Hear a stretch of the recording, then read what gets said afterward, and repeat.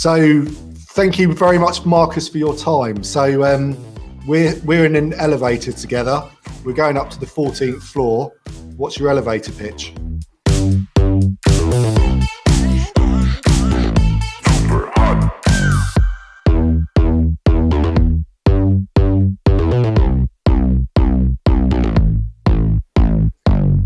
Well, typically I help founders and CEOs of tech hypergrowth or tech scale-ups achieve hypergrowth without losing control or giving away their equity to greedy investors.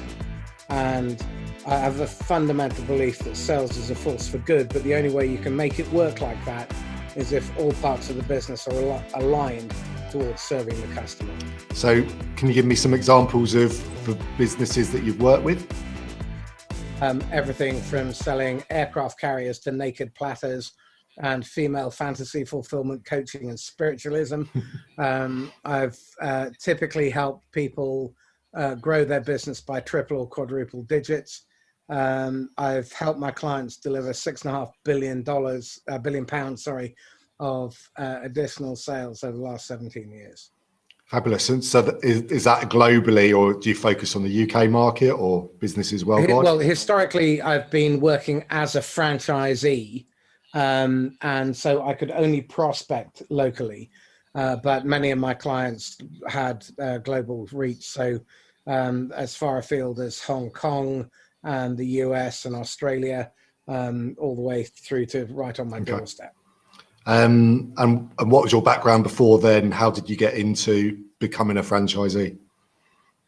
I did a degree in Middle Eastern studies, then spent 10, 15 years in recruitment, and worked with, started out doing graduate recruitment, saw that you could make a lot more money doing IT recruitment, and then moved into leadership and sales recruitment. So what did the full range from contingency, advertising selection, and headhunting executive search.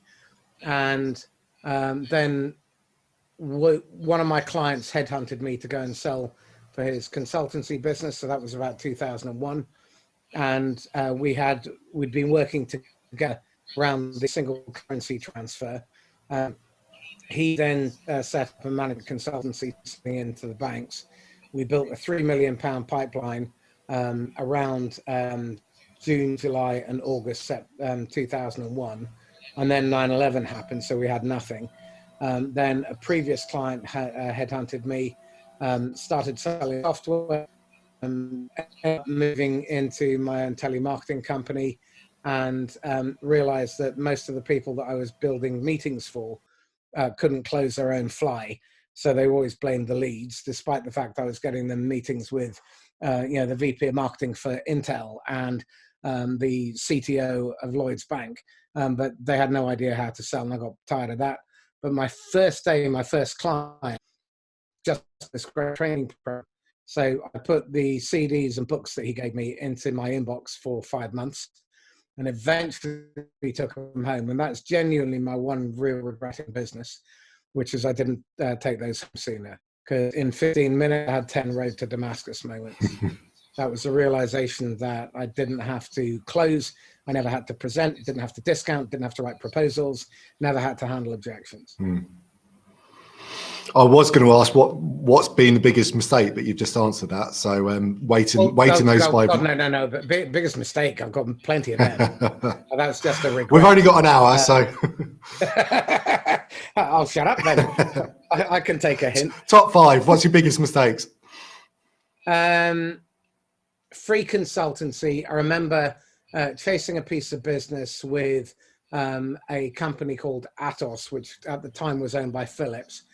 Cold called my way in, managed to get myself referred on to their head office in Eindhoven, flew over 4 times, agreed to write a proposal for them, then kept improving it. And I put together this £3.2 million blueprint on how to build a team. And the guy I was preparing it for ended up leaving, taking my proposal, going to my biggest competitor, and then he made the 3.2 million quid whilst looking like a hero. So my fault, can't blame him. You can't blame someone for doing something you never said they couldn't do. But I didn't understand that you could set ground rules, that you had equal business stature, because this conversation is largely about consulting. If you don't understand your value and you don't understand that you are allowed to establish boundaries, you will be taken advantage of. If you don't understand that you have rights, when someone rides roughshod over them, you won't enforce them.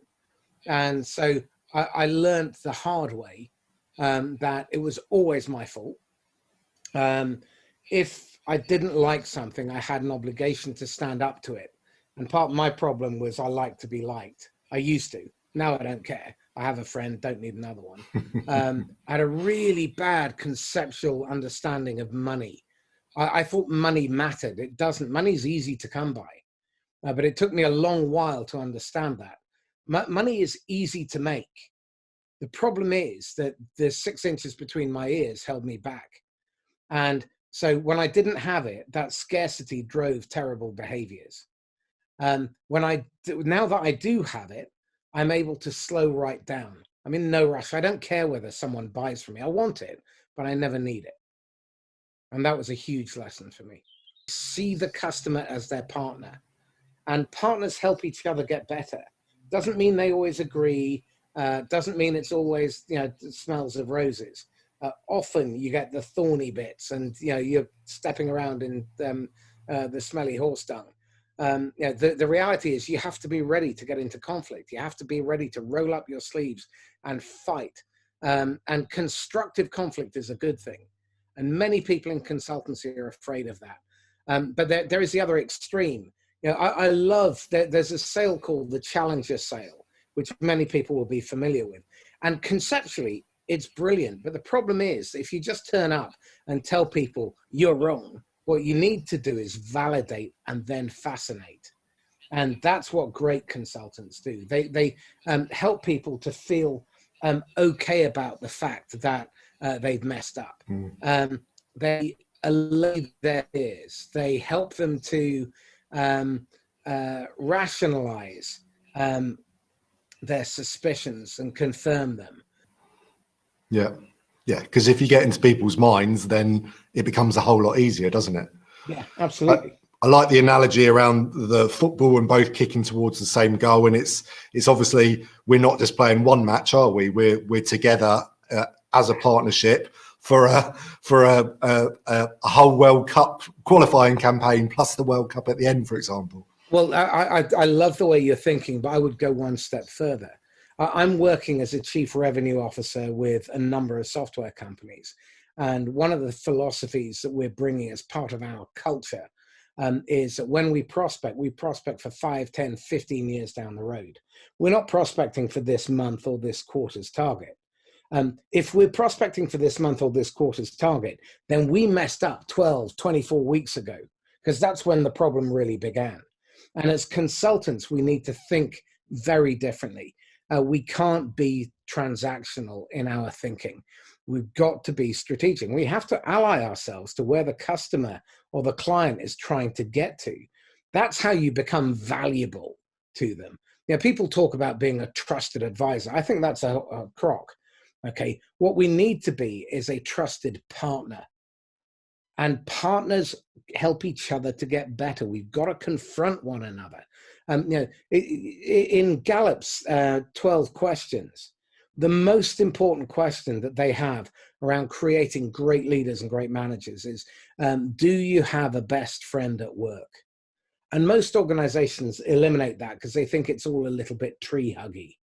Okay, but if you look at the research that was done on the S&P 500 between 2010 and 2016, highly engaged employees generate 430% higher profit per employee. So if you are a cold-blooded, shark-eyed capitalist, do you want 4.3 times more profit per employee, 290% higher revenue per employee, 40% lower churn, 20% higher productivity, and get this one, over 300% higher share price growth per annum over a 6-year period, 300% more. year on year on year on year on year on year. So we need to create that kind of culture where we have highly engaged employees, and consultants should be thinking about this. How do we create a relationship with our clients, and how do we help them create a relationship with their people where they get massive discretionary effort? How do we help them improve and achieve their objectives before they expect it? But most consultants, most salespeople, when they pick up the phone, it's just an interruption. And what it should be is valuable every single time. And that's why you've got to be a trusted partner. So your book, Making Channel Sales Work, what's the main premise of it? What's the ideas behind it? You need to create a win-win-win or no deal environment by being partner-centric. But I've come to the realization that our success in the future is going to be dependent on our ability to collaborate. And the channel is a great opportunity for you to do that. But I think your ability to collaborate with your customers, to collaborate with the competition is really key. Because your end customer, whatever it is that you're selling, chances are it's just one moving part in the machine. Yeah. It may be if you're Price Waterhouse or IBM, someone like that. But even then, if you're just, if you're IBM, you're focused on their IT side. You're not their overall strategy. IT is the enabler. If you're McKinsey, maybe you're on strategy, but still you're just one moving part.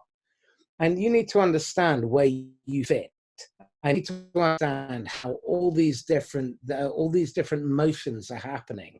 And if you can't step back and see that, then I don't think you're really valuable long term. You have a shelf life.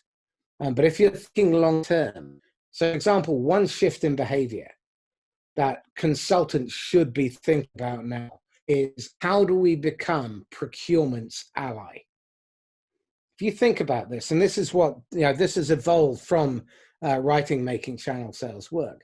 If you think about where procurement sits in the organization, they're often seen as a deal blockage, and they're a pain in the neck. But actually, these are the people who everyone is lobbing grenades their way, saying, we've got a problem with this, go and source us a solution. Well, as a consultant, I would recommend you spend time partnering with these people and finding out what they're trying to achieve. Find out what all these different grenades look like, because there's probably a pattern. So what are the red threads that run through these that tell us where the cause of that problem is?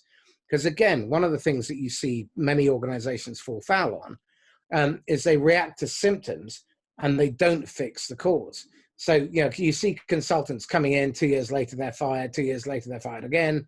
That shouldn't happen.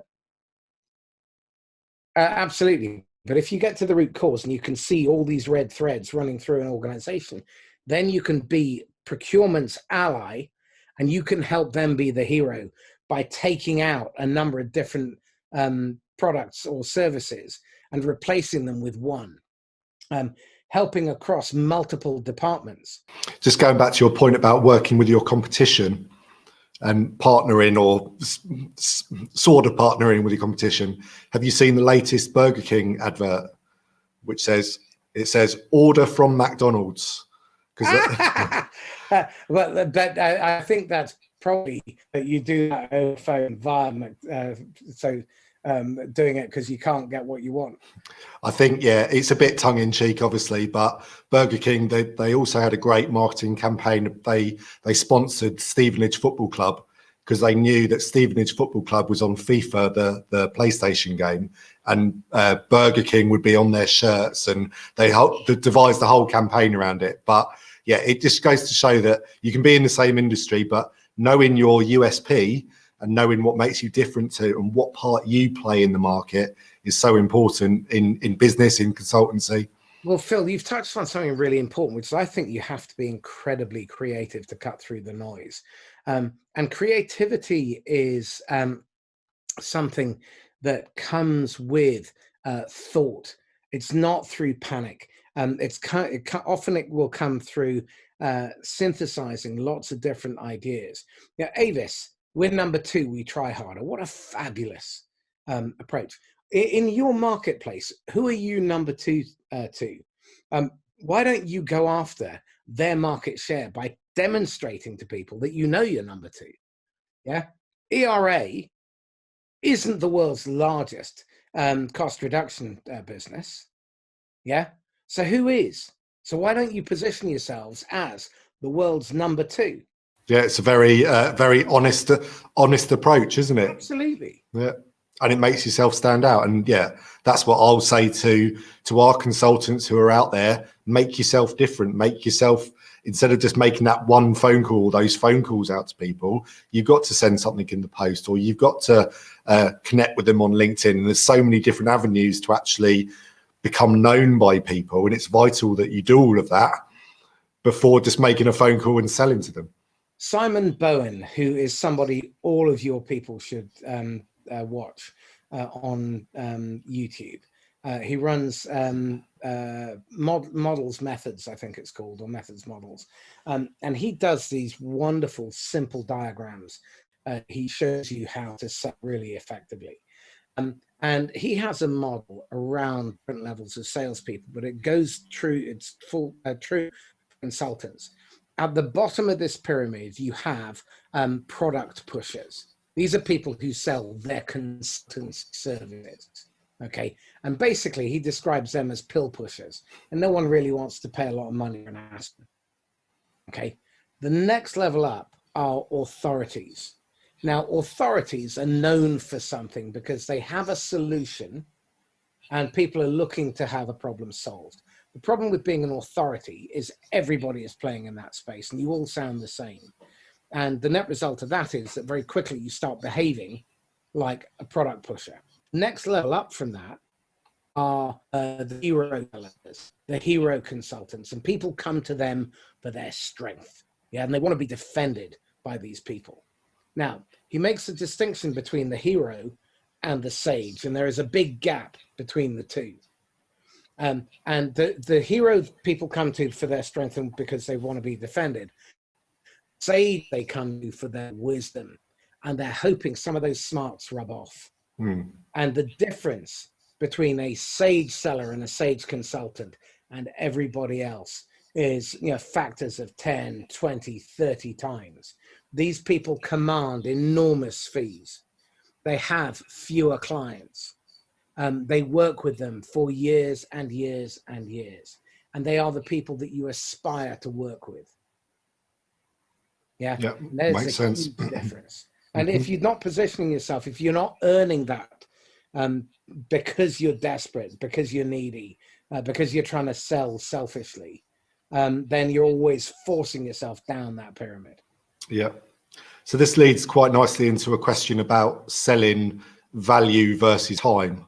Obviously, everyone would prefer to sell themselves on this is how much value I'm giving you rather than this is my hourly rate. What advice have you got around that? Earn being valuable. It's not about you, it's about the customer.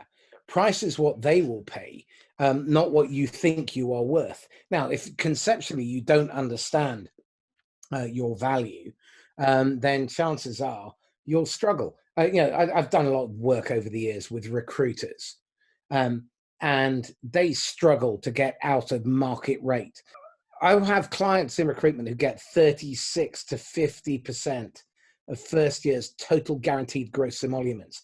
Their fees are 5 to 7 times anyone else in the market. The next highest fee is 5 to 7 times higher, and then the cheapest 10 times easily. I've sold my training services at 56 times my competitor's rate. Why? Because I spent time understanding what the customer cared about. I had them diagnose their own problem. I had them design their own solution. I had them, the funniest thing in that instance was I told them I had a bad right hip, so I couldn't turn right on a plane. I've got to be honest with you, flying first class to Hong Kong, way nicer than flying cattle class. Yeah. My wine at the Hong Kong club cost more than the incumbent was going to charge for 3 days of training. When I arrived, the client said, Marcus, we've really been looking forward to this. By the way, what did we buy? They don't need to know how you're going to do things. They don't need to know what the product or the service is. They need to know you understand, and they need to have complete faith that you are the person to help them solve their problem. Now, interestingly enough, when I did work with these people, they're a shipping company. You remember in 2008 and 9, you had queues 18 miles out of Hong Kong Harbor and Singapore Harbor on the ships. These guys made money during that period while everybody else was dying on their backside. Yeah, because we worked out where their value was. And it wasn't necessarily just in chartering ships. It was in other things. So they had IP that allowed them to make money whilst everyone else was dying. Very interesting. So how do you, as a consultant, maybe in the early days, how would you deal with peaks and troughs of 1 month, brilliant, next 2 months, utter awful? How do you deal with that? That's really easy, Phil. Prospect a little and often every day. And never make an excuse for not doing it. What you don't do today, you pay for tomorrow. If you have a 4-week sales cycle or a 12-week sales cycle, if you're short of stuff today, it's not because you didn't prospect today. It's because you didn't prospect 12 weeks ago. So even when you are working and you've got a full complement of work, you have to set time aside for prospecting. You know, every day for the last 20 years or so, I've done some form of prospecting.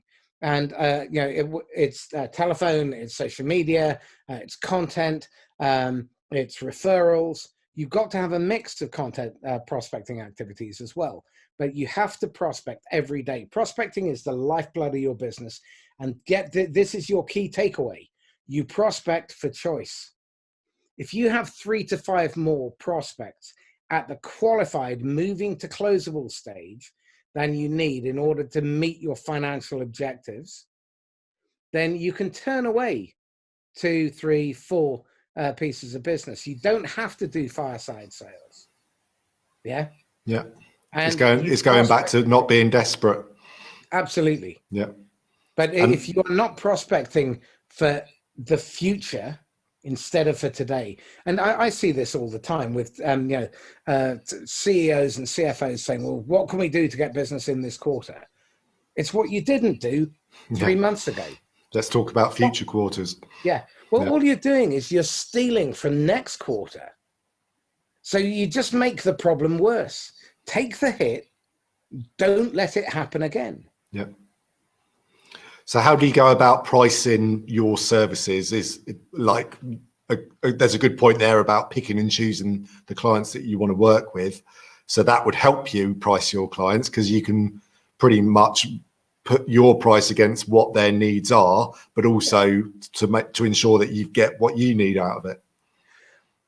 Again, this is such a thorny subject because there's a fabulous book by Dave Abbott, how to price your platypus, I think it is. Definitely worth a read. Pricing, I think you need to be really smart about this. If you've done a good diagnosis and you've done your pain by numbers, you can see what it's worth to them and have them, and say, we've done the pain by numbers. We've identified that it's costing you $3 million a quarter. So Phil, tell me something. How much do you will you eliminate that £12 million pound a year problem forever? What would you be willing to pay? 10, 15, 20%? And then shut up and let them come up with the answer. Absolutely. Now, I'll give you some really interesting bits of observation here. I interviewed a lady called Patty Hatter, who is the global senior VP for a company called Palo Alto Networks. I mean, this is a big company. And she implemented outcome-based pricing. So if you want outcome A, B, and C, you pay X. If you want A, B, C, D, E, F, you pay Y. And if you want A, B, C, D, F, G, H, I, J, K, L, M, N, O, P, you pay Z. Now, in 1 quarter, they increased their sales by 93% in their professional services business. Now, this is a multi-billion-dollar business. And they nearly doubled their sales in 1 quarter by moving to outcome-based pricing. So I think you need to have a balance. And this also feeds into how you compensate your people, because I think the two are closely intertwined. I think you should compensate people for their contribution, not only to winning business, but also for maximizing utilization, because that makes you sticky, which means that they should also get rewarded for retention and renewal and expansion, because what you keep matters more than what you make. But the only way you get that is by having delighted customers who are experiencing, as Simon Bone would put it, incontrovertible value. It's undisputable, because a customer who is unhappy will be looking for an alternative. Now, customers who are delighted probably won't move, even if someone is offering them a marginal gain. In fact, what they'll probably do is turn to you and say, Phil, these guys have just come along and they've offered us this. Can you do that? Yeah, because you've got that relationship with them and complete trust in a way. Absolutely. Yeah. You've earned that trust. Yeah. Yeah. And in the modern world with consumer TripAdvisor and Google reviews and Facebook reviews, it's so prevalent, isn't it? In every business that it's vital to have delighted customers. Agreed. Okay. And anything less than that, I think you are doing them a disservice. So what's the next year, or what's the next 3 years look like for you? Where are you going? It's really exciting. I've left Sander last month. I've taken on some CRO roles, fractional CRO, Chief Revenue Officer roles. I'm building sales teams. I'm building sales channels. I'm building professional services. I'm recruiting. I'm managing and responsible for marketing and the P&L. We're growing these businesses to £100 million plus valuations over the next 2 years. Very excited about that. The last 17 years has been incredibly satisfying. I've loved every minute of it, and I certainly have no regrets with that. But I lost my hair largely pulling it out whilst I watched people ignore my advice. Now it's my fault. I own the profit and loss. I own the deliverables. I own whether we hit our number. And having that authority is really good fun. I'm loving that. Sounds good. Yeah. And what would be your top tip in terms of recovering from COVID? And what's your top tip for businesses out there? You have a duty, an absolute moral obligation to sell to people who have problems that you can help fix. My clients, the average were 140 to 220% of quota. There was about 2 weeks at the end of March where they took a little hiccup. And clients I took on during the COVID lockdown, they went from average order values of $3-4 grand to 6-figure deals coming in. So you've got to get out there, and you actually have to be present. You need to prospect. You need to have tough conversations with people, and you have a moral duty to sell to people who have problems you can fix, that they need help fixing. You have a moral obligation not to try and sell to people you cannot help. So get out there and prospect. Do your research. Find out strategic issues that your prospects and your clients need help with. Engage in meaningful conversation. Be timely, be relevant, and above all, be human. Yeah, it's not a good start if you start off at that approach. Why the hell are they going to want to become your partner for the next 20 years? Last night, I was being plagued by this marketing sales guy. I've been at it since 4 o'clock. He wasn't to know that. He just kept pestering me so that he would get me to look at his incredibly tedious presentation about his bland, vanilla, just like everybody else, marketing offering. It was all selfish self-interest that was driving it. And eventually I told him, just leave me alone, because I love being sold to well. But this guy just pissed me off. Sorry, am I allowed to say that? Of course you are. Yeah, I like the I like the expression helping to buy rather than selling, because if they have got a need and you've got the solution, you are coaching them effectively into making a decision to go ahead with your services or to trust you.